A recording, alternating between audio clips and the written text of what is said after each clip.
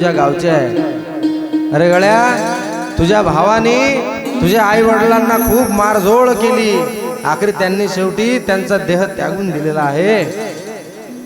फार अत्याचार केला त्यांनी आणि तो सुद्धा मरण पावला. आता तिथं कोणीच राहिलेलं नाही आहे. तू एकदा ये गावामध्ये. त्यावेळेस तो गोकर्ण एकदा गावामध्ये आला आणि सर्व त्यानं तिथलं ते पाहिलं. घरी आला, बसला. सायंकाळची वेळ झाली, त्याची सर्व पूजापाती त्यांनी केली आणि तो निवांत झोपला. झोपल्याबरोबर एकदा दचकून उठला, पुन्हा झोपला, पुन्हा दचकून उठला. त्याला असं वाटलं काहीतरी पिशाच योनीला प्राप्त झालेलं कोणीतरी या ठिकाणी मला त्रास देत आहे.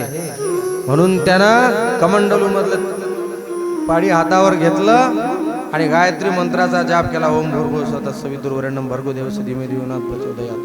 आणि शिंपडलं. जे पिशाच योनीला जो प्राप्त झाला होता धुंदुकारी, तो डायरेक्ट त्याला वाचा फुटली आणि बोलायला लागला, दादा मी तुझा भाऊ आहे, अहम बंधू दीनबंधू दादा, मी पिशाच योनीला प्राप्त झालेलो आहे दादा, माझा उद्धार झाला पाहिजे, मला याच्यातून मुक्त कर, त्यासाठी काय करावं. त्यावेळेस गोकर्णाने त्या ठिकाणी भागवत कथेचं आयोजन केलं. मस्त मंडप घातला आणि भागवत कथेचं आयोजन केलं. डाळीचा मंडप होता. भागवत कथेचं आयोजन केलं. 7 दिवस भागवत कथा केली आणि ती भागवत कथा झाल्यानंतर त्या धुंदुकारीला मोक्ष प्राप्त झाला. अशी ती कथा या ठिकाणी भागवतामध्ये आलेली आहे.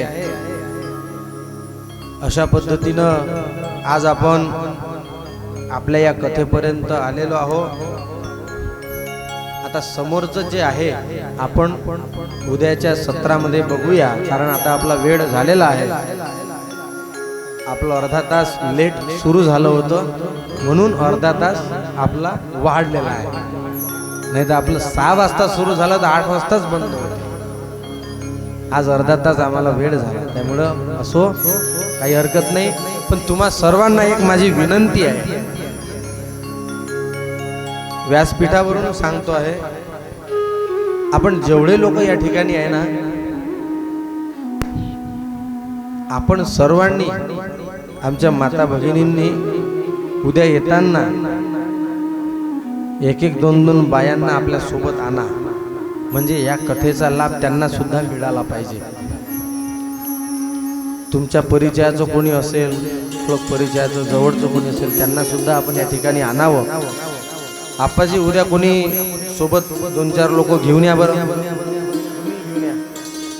जे लोक भागवत आपण श्रवण करत आहो ना, तुम्ही सगळे 2-2, 4-4 आणा. मग तेले आपण सांगू तुम्ही आणा 2-2. आपला हा कार्यक्रम, आपली ही कथा त्यांच्याही कानापर्यंत पोहोचली पाहिजे, याचा फायदा त्यांनाही झाला पाहिजे. याच्यासाठी आपण थोडंसं प्रयत्न करून त्यांना बोलावा. आणि गावातील सर्व भगवत भक्तांना अशी विनंती आहे की आपण या श्रीमद भागवत कथेचा आनंद घेण्याकरिता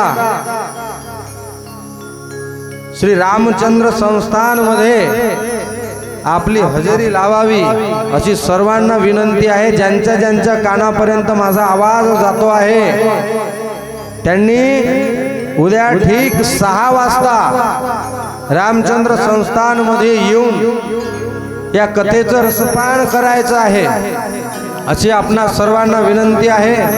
उद्या जास्तीत जास्त संख्येने आपण या ठिकाणी उपस्थित राहून या कथेचा आस्वाद घ्यावा अशी सर्वांना विनंती आहे. आणि आपण या ठिकाणी जे बसलो आहे, आपणा सर्वांना विनंती आहे, उद्या येताना 1-1 बाई तरी सोबत आणा, म्हणजे आपली कथा त्यांनाही ऐकता आली पाहिजे. असो, याच ठिकाणी आपण थांबूया.